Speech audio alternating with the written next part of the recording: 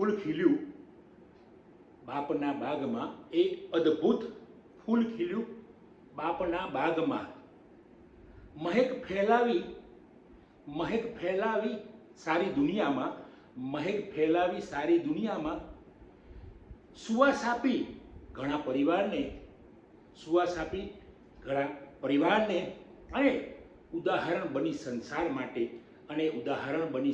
માટે, આ મિત્રો આ ફૂલ છે એ દીકરી કોઈ પણની હોય, કોઈ પણ જાતિ ધર્મની હોય, પણ દીકરી એટલે દીકરી. અત્યારે આપણે ઘણીવાર વાતો બહુ મોટી થતી હોય છે સમાજમાં કે દીકરી એટલે વાહનનો દરિયો, દીકરી એટલે સાપનો બારો નહીં પણ બાપનો ભાર ઉતારનાર, દીકરી એટલે બાપનો સથવારો, બેટી પઢાઓ, દીકરીઓને ખૂબ આગળ લાવો, દીકરીઓને ભણાવવાનો પણ પ્રયત્ન કરે છે. ઘણો બધો વિકાસ દેખાય છે આપણને દીકરીઓના સંદર્ભમાં, પણ છતાંય ક્યાંક દીકરીઓને ખૂબ અન્યાય થાય છે. અને આ અન્યાય ક્યાંક બીજી જગ્યાએથી થતો નથી, પણ ક્યાંથી થાય છે એ પણ આપણે જાણીએ છીએ મિત્રો. અને આ અન્યાય દેખીતી રીતે દેખાતો નથી, છતાંય એને ખૂબ મોટો અન્યાય થાય છે. હું તો મિત્રો એવું કહું છું, એને જીવવા દો, એની રીતે બિંદાસ વિશ્વાસ મૂકો. જેવી રીતે દીકરા પર વિશ્વાસ મૂકો છો એવી રીતે દીકરી પર પણ વિશ્વાસ મૂકો. દીકરી તમને એ વિશ્વાસઘાત ક્યારેય નહીં કરી, ભલે તમને માનસિક એવું લાગશે, કારણ કે એની વિચારસરણી તમારા કરતાં અલગ પડે છે, મા બાપની અથવા તો પરિવારની વિચારસરણી તેના કરતાં અલગ પડે છે, એટલે તમને એવું લાગે છે કે વિશ્વાસઘાત કરે છે. હકીકતમાં દુનિયાની કોઈ દીકરી વિશ્વાસઘાત કરતી નથી, કારણ કે એને તો માત્ર જીવવું છે, એના પગ પર ઊભા રહીને કોઈના પર ડિપેન્ડન્ટ રહેવું નથી, કોઈના પર આધારિત રહેવું નથી, અને એને જીવવું છે. પણ એને કેટલા લોકો ઓળખે છે મિત્રો? ખરેખર તો દીકરીને જીવવા દેવી જોઈએ એની રીતે બિંદાસથી. અને તમે જુઓ, દુનિયા બદલી જશે, સંસાર બદલાઈ જશે, સમાજ બદલાઈ જશે, સમાજમાં એક અનોખા પ્રેમનું વાતાવરણ ફેલાઈ જશે. મને તો વિશ્વાસ છે મિત્રો, કારણ કે નાનપણથી જે પરિવાર, જે મા બાપ દીકરીને જે જોઈતું હોય એ લાવી આપે છે. રમકડા લાવી આપે, એને કે મારે આ કપડાં જોઈએ, મારે આ ડ્રેસ જોઈએ, બધું જ લાવી આપે છે. પણ જ્યારે દીકરીના જીવનમાં મહત્વના નિર્ણયો લેવામાં આવે છે ત્યારે દીકરીને બહુ પૂછવામાં આવતું નથી. ક્યાંક અપવાદો છે સારા, પણ ભાઈ તને આ છોકરો બતાવીએ છે, તારે યસ કરી દેવાનો છે, અથવા તો તારે બીજી કોઈ જગ્યાએ તારી ઈચ્છાથી લગ્ન નથી કરવાનું, તારે તો આમ જ કરવાનું છે, તારે તો મારાથી નજીક જ રહેવાનું છે, અમને તારી ચિંતા રહેશે, તારે કંઈ બહાર ભણવા જવાનું નથી, તારે નજીકમાં જ ભણવા જવાનું. ઘણા બધા દીકરીઓ માટેના ઘણી બધી આપણે એના પર ખોટી વેદનાઓ લાડી દઈએ, અને વેદનાઓ કહું છું મિત્રો. અને દીકરી પણ ક્યારેક મા બાપના પ્રેમમાં, પરિવારના પ્રેમમાં ફસાઈ પણ જાય છે અને માની જાય છે. પણ જ્યારે પેલું રમકડું એને ગમતું હતું ને લાવી આપતા હતા મા બાપ, આપણે બધા જ, અને જેટલી ખુશ હતી એ પેલું જીવંત રમકડું એને મા બાપના કહેવાથી, પરિવારના કહેવાથી મળે છે.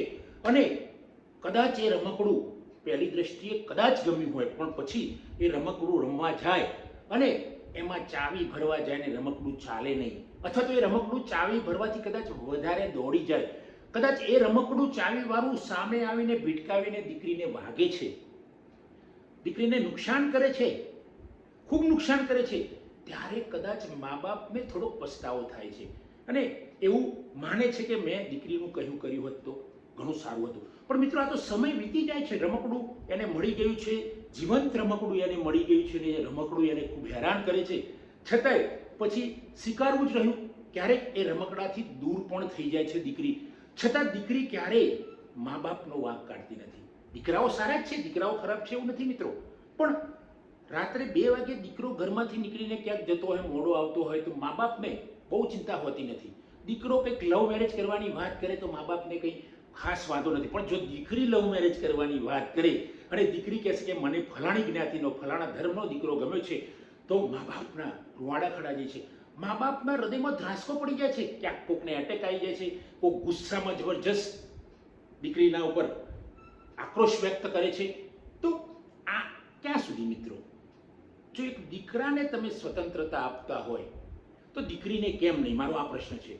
દીકરીને જીવવા દો એની રીતે. દીકરી તો જો એકવાર તમારા પાસેથી 12મા ધોરણ પછી કે કોલેજ પછી નીકળી જશે, તમે વિચારો, ઓબ્ઝર્વેશન કરો મિત્રો, દીકરીઓ પછી બાપા જોડે, મા બાપ જોડે, પરિવાર જોડે પૈસા માંગતી નથી, પોતાની રીતે જીવે છે. આવી અદ્ભુત દીકરીઓને, આવા અદ્ભુત ફૂલોને આપણે શું કામ કરમાવા દઈશું? થોડોક નિર્ણય એના પર છોડો, અને એ નિર્ણય કરશે, સારો જ કરશે. અને જો નિર્ણય કદાચ કરશે અને એમાં પણ એને દગો મળશે તો કંઈ એનો વાંક નથી. આપણો કરેલો નિર્ણય ઘણીવાર ખરાબ નીકળે છે, ઘણીવાર નહીં, મોટા ભાગે.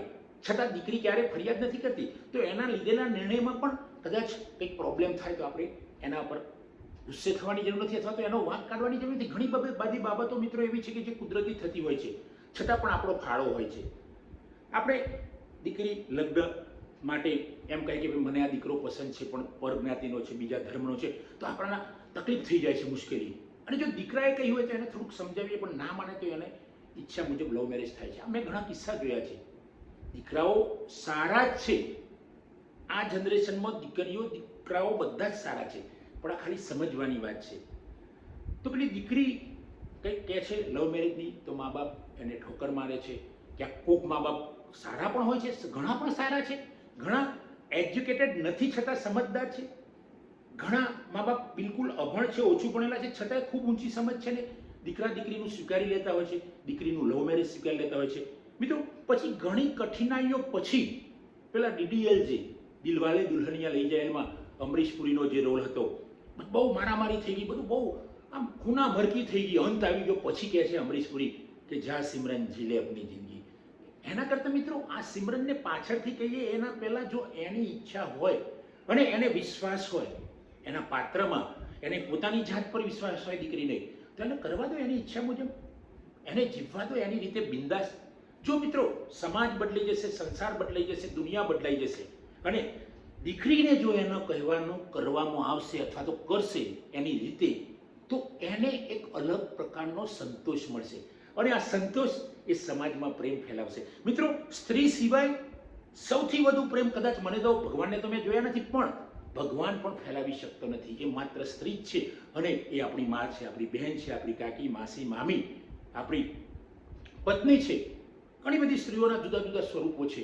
આ સ્ત્રી એ સમાજની અંદર પ્રેમ ફેલાવી શકે છે. તો મિત્રો મારી તો આપ સૌને વિનંતી છે કે જીવવા દો એને એની રીતે બિંદાસ. દીકરી છે, દીકરી એટલે જબરજસ્ત. એના માટે હું ગમે તેટલું બોલવા જાઉં શબ્દો ઓછા પડી જાય.